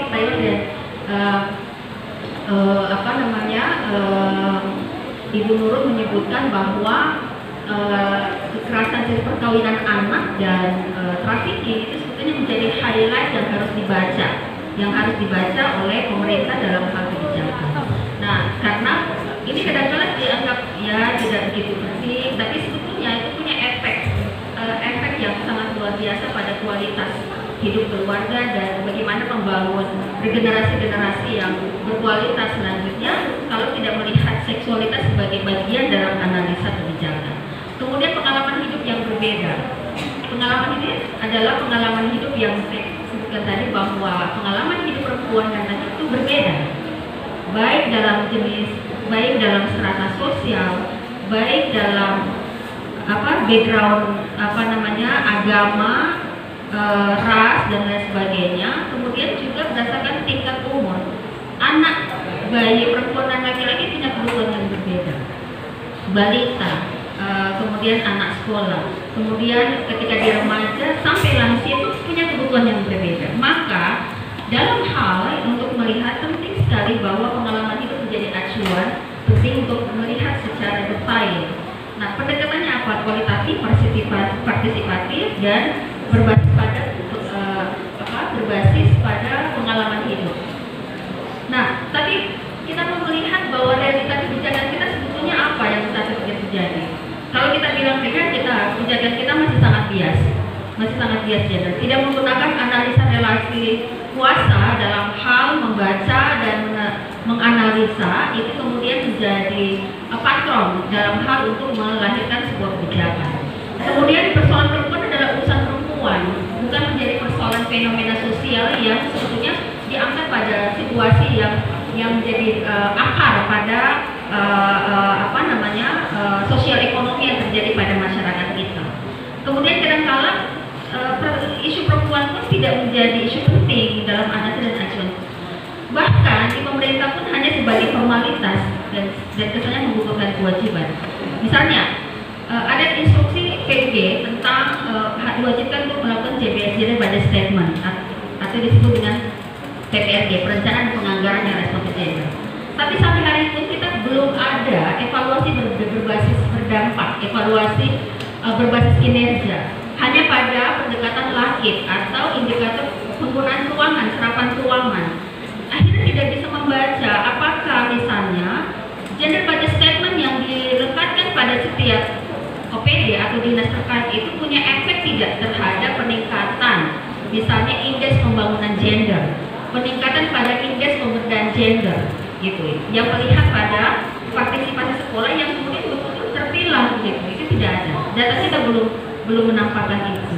Nah, kemudian satu hal persoalan yang fakta juga adalah manajemen kepemimpinan dan perspektif yang dimiliki. Ya, kalau perspektifnya patriarki, maka leader atau pemimpin di sini juga kita akan berjuang keras untuk mempengaruhi.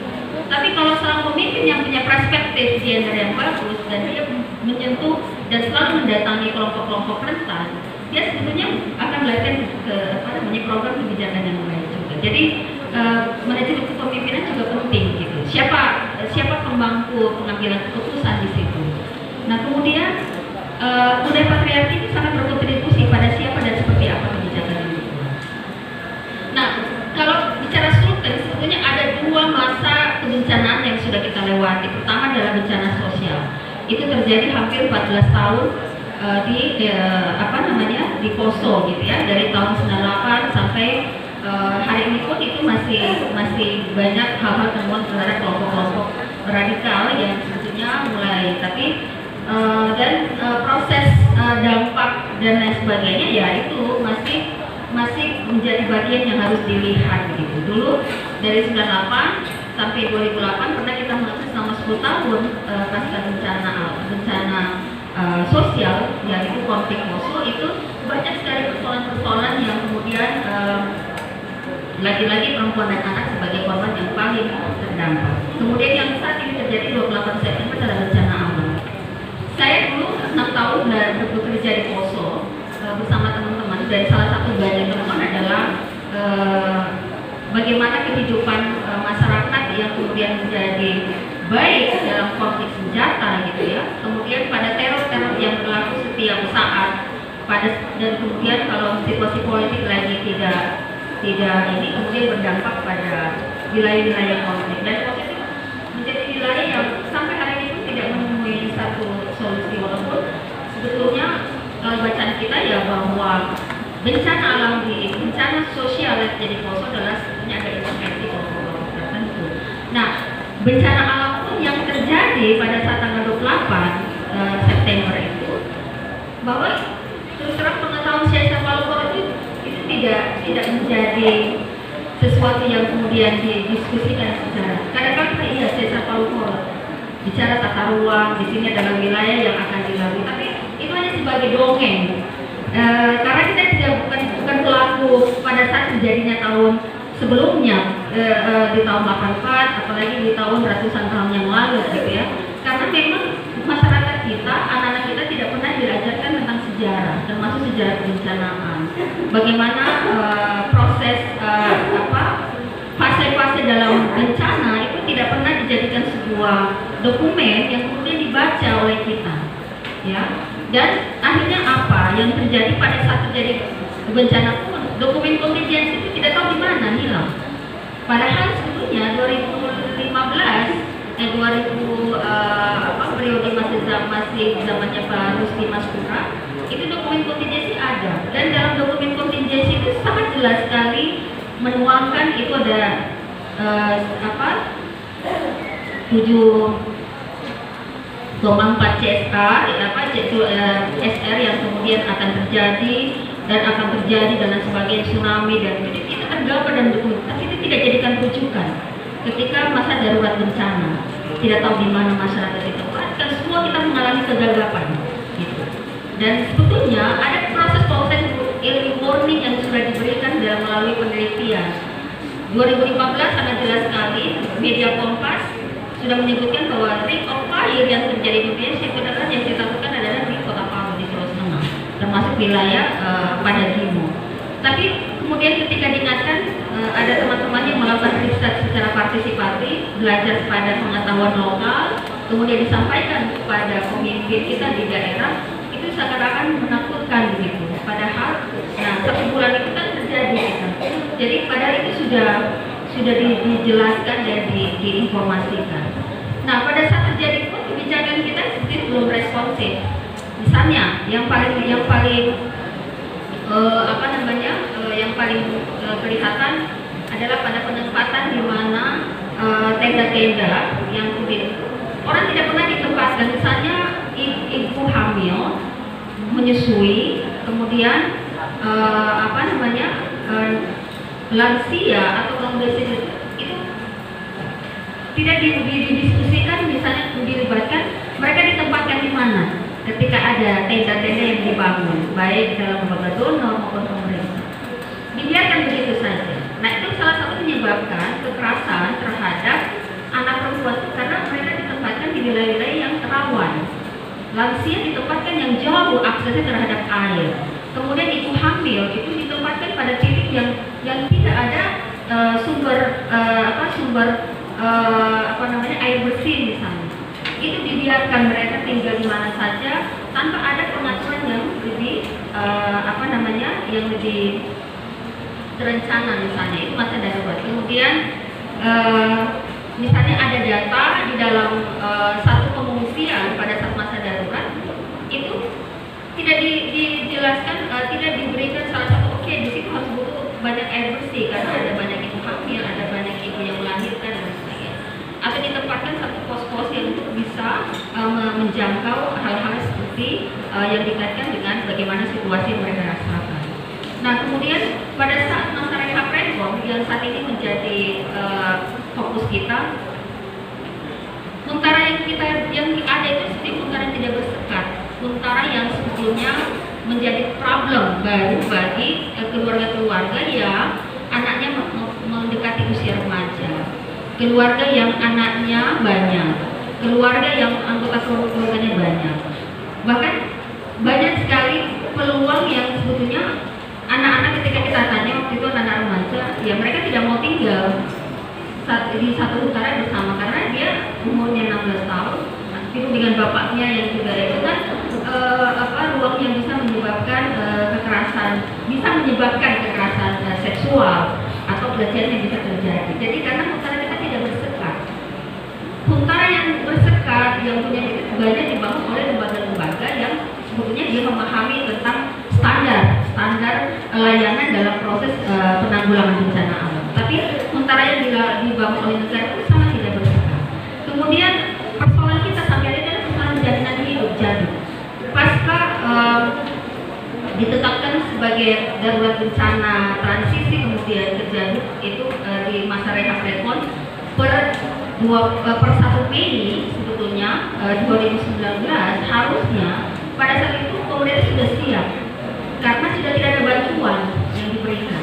Makanya jangan hari ini di salah satu Huntara yang di Sigi di Pom BW itu masyarakatnya makan bubur dengan garam karena sudah mengalami betul-betul kehilangan sumber pangan karena jaminan hidup yang harusnya didapatkan mereka itu sampai sekarang masih bermasalah. Kemudian dana stimulan untuk mempercepat perbaikan rumah dan sebagainya. Dan dalam hal pendataan pun pemerintah belum menjangkau kepada kelompok-kelompok yang memilih untuk tinggal di Huntara.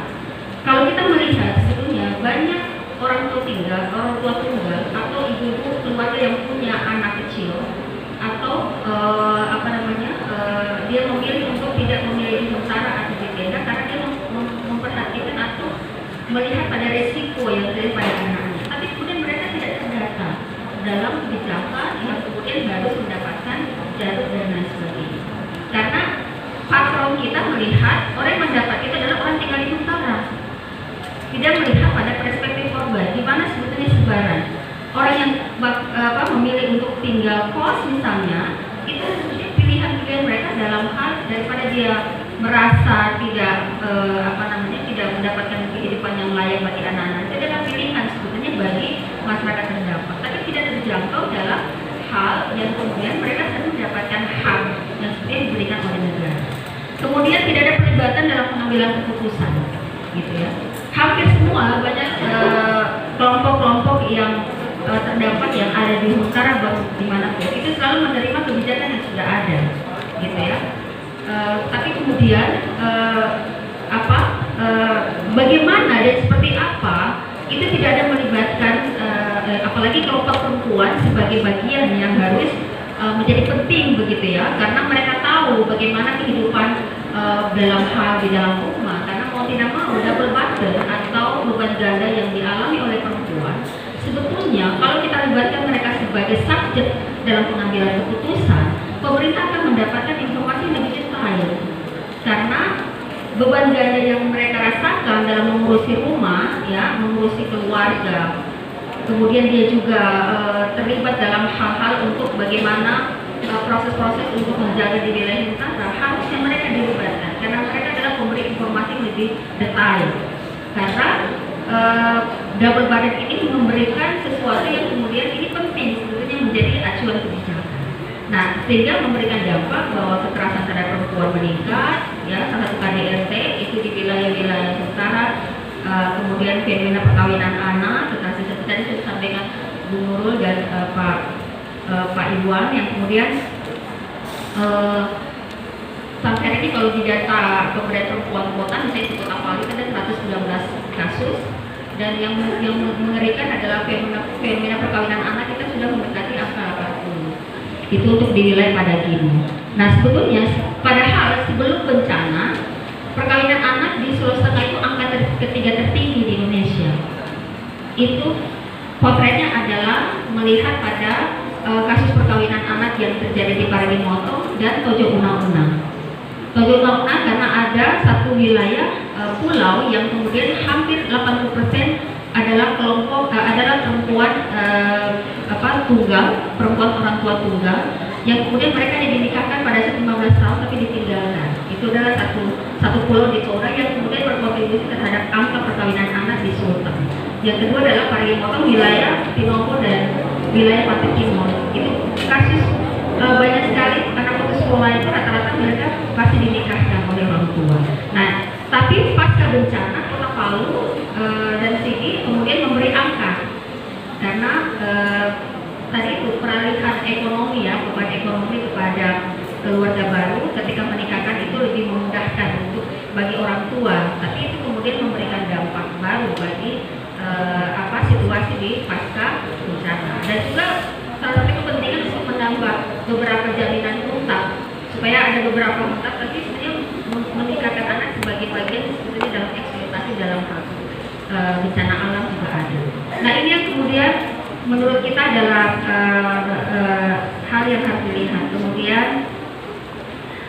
bagaimana kalau saya sebetulnya melihat kebijakan harus melihat pada posisi pentingnya perempuan harus terlibat dalam pengambilan keputusan. Kalau kita lihat kebijakan yang melihat pada perspektif itu sangat membantu untuk mewarnai gagasan.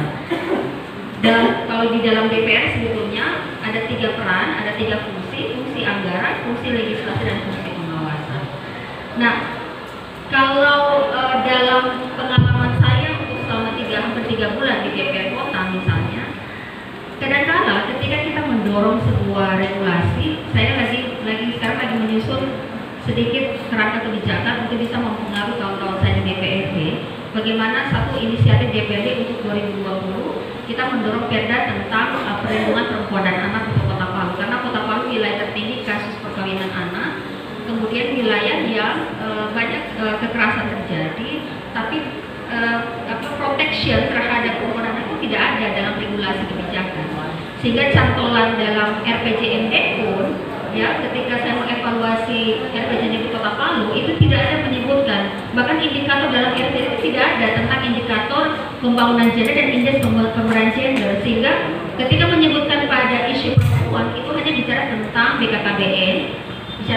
keluarga berencana dan bicara tentang pemberdayaan. Padahal itu sangat luas, sehingga menyempitkan pada kebijakan alokasi. Karena di dalam revisi RPJMD tidak mengatur secara eksplisit sebagai payung kebijakan yang harus dilihat begitu. Nah kemudian misalnya fungsi anggaran, RPJMD kan menjadi payung gitu ya. Kalau kita tidak akan susah, kita mendorong alokasi kebijakan yang responsif terhadap perempuan, bagaimana kesetaraan gender bisa dimasukkan kalau perencanaan kita tidak memasukkan secara legal dalam kebijakan, karena RPJMD ditetapkan dalam Perda. Nah kemarin sebulan yang lalu ini 2 minggu yang lalu sudah disahkan, sudah diketok ditandatangani tentang revisi RPJMD untuk 2 tahun masa rehab rekor, dan saya termasuk orang yang betul-betul setiap bab itu kita kupas. Makanya dibilang sama Ketua DPR Ibu Mutmina, kalau pertanyaan pasti bawa pertanyaan, karena memang di dalam RPJMD itu hampir tidak ada memasukkan klausul yang sebetulnya sangat penting untuk memasukkan perspektif itu. Nah, hal yang perlu dilihat sebetulnya dalam rujukan pertama adalah dokumen rehab rekor, ya, dokumen rencana rehabilitasi rekonstruksi yang sudah disahkan, ya, itu per Februari 2019. Kalau kita mau melihat bagaimana pemerintah konsisten dalam hal penanggulangan bencana alam, harus melihat pada dokumen rehab rekor. Masalahnya adalah dokumen rehab rekor itu banyak yang kemudian direncanakan itu tidak sesuai. Gitu ya. Contoh paling sederhana, saya kemarin menolak tentang dana pengalokasian 13M untuk operasional bagi aparat TNI. Itu tidak ada dalam dokumen rehab rekor, tapi kemudian dikeluarkan sebagai bagian untuk mengambil anggaran dari 820 miliar yang seharusnya ada mungkin 3.000 rumah yang sudah mulai diperbaiki, tapi karena 13 miliar dikeluarkan lagi pasti berkurang dong datanya, ya kan? Yang seharusnya pemerintah sudah tidak lagi fokus kepada masyarakat yang tinggal tapi rumahnya mengalami rusak berat, sedang dan ringan, tapi karena diambil maka data berkurang. Nah pasti ketika dianggarkan berikutnya lagi, pasti operasionalnya pasti diadakan lagi. Nah 13 miliar untuk operasional makan minum kita itu sangat gap sekali dengan kondisi fakta yang terjadi pada kelompok masyarakat kita sampai hari belum menerima jadi. Nah dan itu menurut kita adalah dana 13 miliar itu menurut kita tidak penting, karena masyarakat diberikan kebebasan mereka untuk membangun rumah mereka, tidak perlu diawasi. Kalau masyarakat tidak menggunakan uang itu dalam pendanaan stimulan, artinya negara sudah selesai melaksanakan kewajibannya gitu. Tapi ini kemudian dianggarkan sesuatu dan itu tidak ada dalam dokumen rehab rekor, tidak ada dalam situs pasar. Nah kemudian yang kedua adalah revisi RPJMD. Yang ketiga adalah dokumen kontingensi. Sampai hari ini kita tidak punya update tentang dokumen kontingensi, sehingga mitigasi bencana itu tidak bisa diprediksi. Sementara ada 21 sesar masih aktif di wilayah Sulawesi Tengah. Itu hasil pantauan daripada BMKG. Nah, sebetulnya ruang-ruang ini yang harus banyak. Kemudian revisi PT RT/RW tentang zona rawan bencana.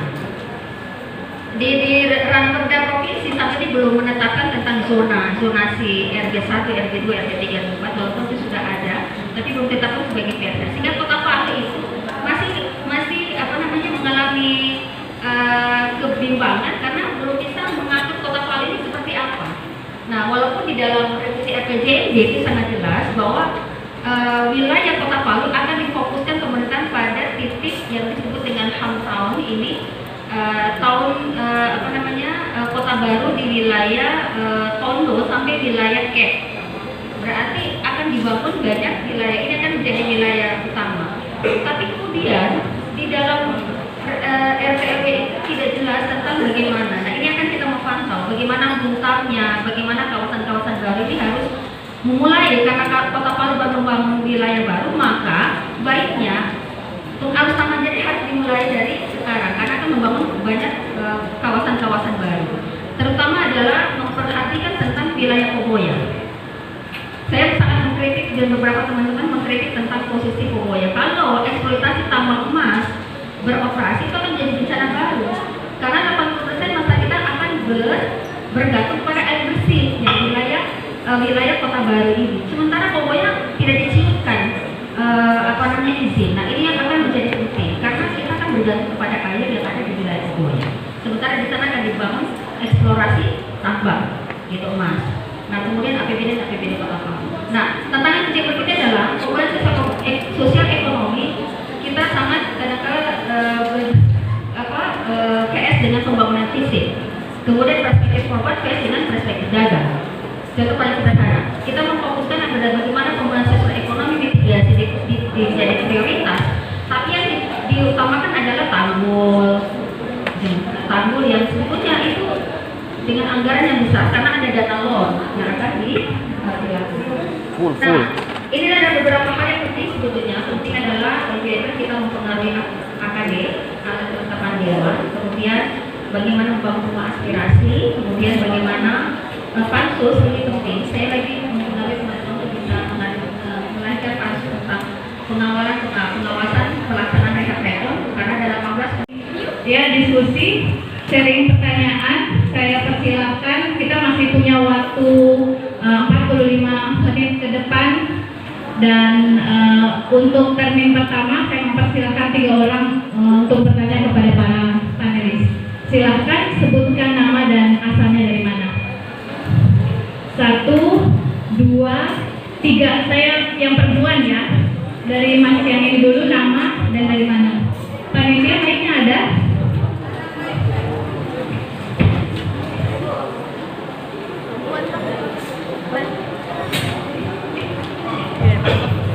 Yang di tengah sini Bu. Ini Bu. Iya, ini dulu yang pertama. Oke.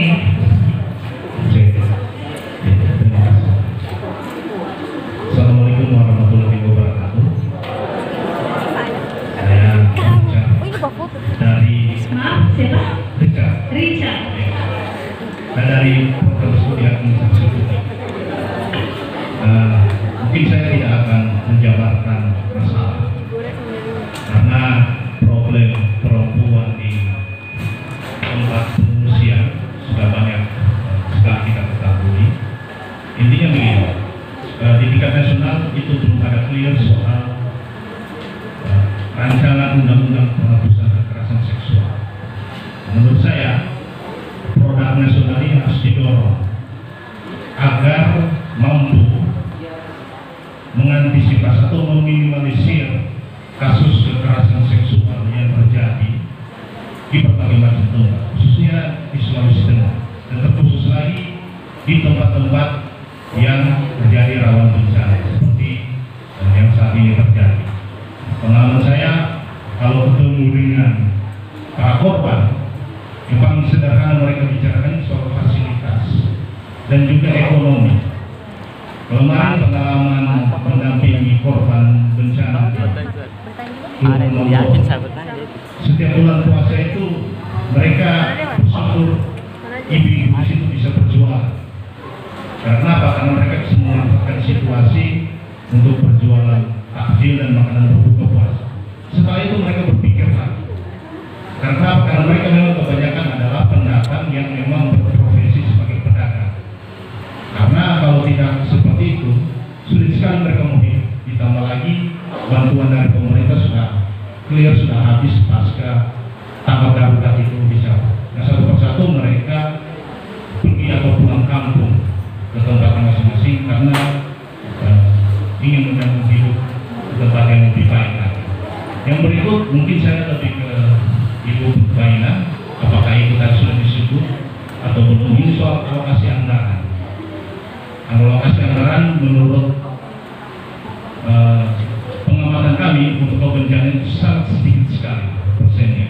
Mungkin ini bisa didorong agar alokasi anggaran untuk bencana itu bisa posisinya bisa lebih banyak lagi, khususnya untuk pemulihan korban bencana, khususnya lagi bagi kaum perempuan. Dan mungkin ini bisa juga buat Ibu Permainan untuk dicek apakah betul.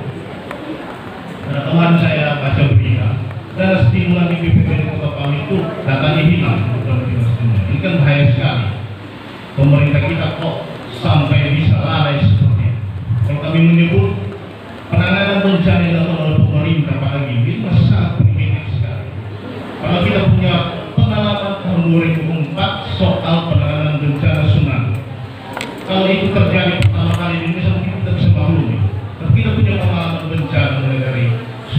Jogja dan lain sebagainya, sampai di pengaruh bencana yang Paragimo ini masih sangat menggunakan cara-cara yang lain. Mungkin ini perlu kalau saya segera dibentuk pansusnya.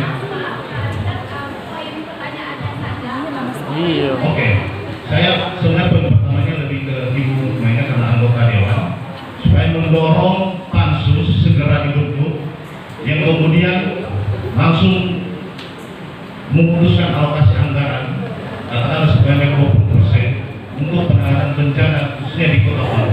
Mungkin itu saja, sekian dari saya, terima kasih. Oke. Terima kasih atas kesempatan yang diberikan. Perkenalkan, nama saya Dino Victor Rohmi, asal saya dari Kabupaten Poso, tepatnya di Lembanaku. Jadi, maaf, siapa? Rio Victor Rohmi. Jadi pertanyaan saya ini saya tujukan kepada Ibu Nurul Ilmi terkait pada kekerasan perempuan dan perkawinan anak. Yang perlu saya tanyakan di sini, saya melihat dari paparan materi yang sudah dibawakan sudah terkait pada kajian-kajian terhadap kekerasan terhadap perempuan dan perkawinan anak. Namun pada kesempatan ini yang saya mau tanyakan dari sisi antropologinya, bagaimana kita bisa keluar dari atau membuat suatu solusi dan bagaimana kita bisa keluar atau memberikan solusi terhadap kekerasan kepada perempuan dan juga pada perkawinan anak. Yang mana kalau menurut saya kita pikir secara logika, kalau khusus untuk perkawinan anak, kita saja yang sudah dewasa atau yang sudah berusia mapan untuk kawin, untuk berumah tangga, apalagi kita yang tidak mempunyai skill ataupun pekerjaan yang tetap, kita itu sangat susah untuk menghidupi kehidupan sehari-hari kita, apalagi yang masih usia anak. Nah, bagaimana dari sisi antropologinya itu kita menemukan solusi agar bisa memberikan kajian-kajian atau solusi atau masukan agar hal ini bisa diperhatikan. Mungkin sekian dari saya, terima kasih.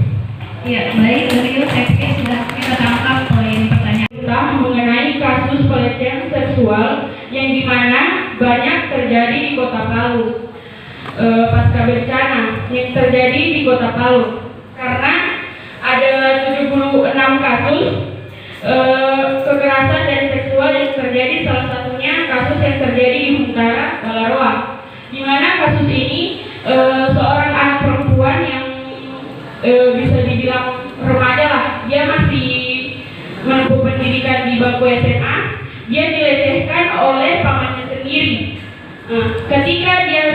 Ketika dia ingin melapor di kepolisian, malah yang melarang itu ibunya sendiri. Katanya jangan, itu omong. Malah anak perempuan ini disuruh menikah dengan pamannya sendiri. Lalu di sini salah satu poin dari RAKAP ini mengatakan setiap perempuan berhak menempuh pendidikan. Tapi di sini ketika remaja ini ingin mendapatkan pendidikan, tapi orang tuanya sendiri melarang hal itu. Sedangkan pamannya ini sudah kayak bisa dibilang sudah melakukan pelecehan seksual yang sampai mengancam untuk membunuh. Itu sekian dari saya. Terima kasih.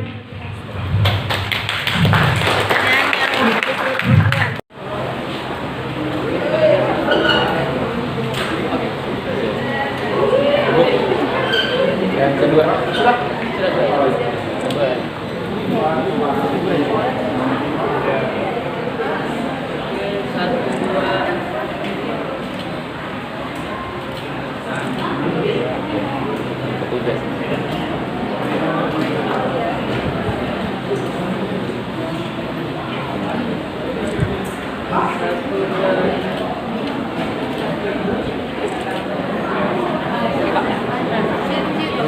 Moderator juga dapat.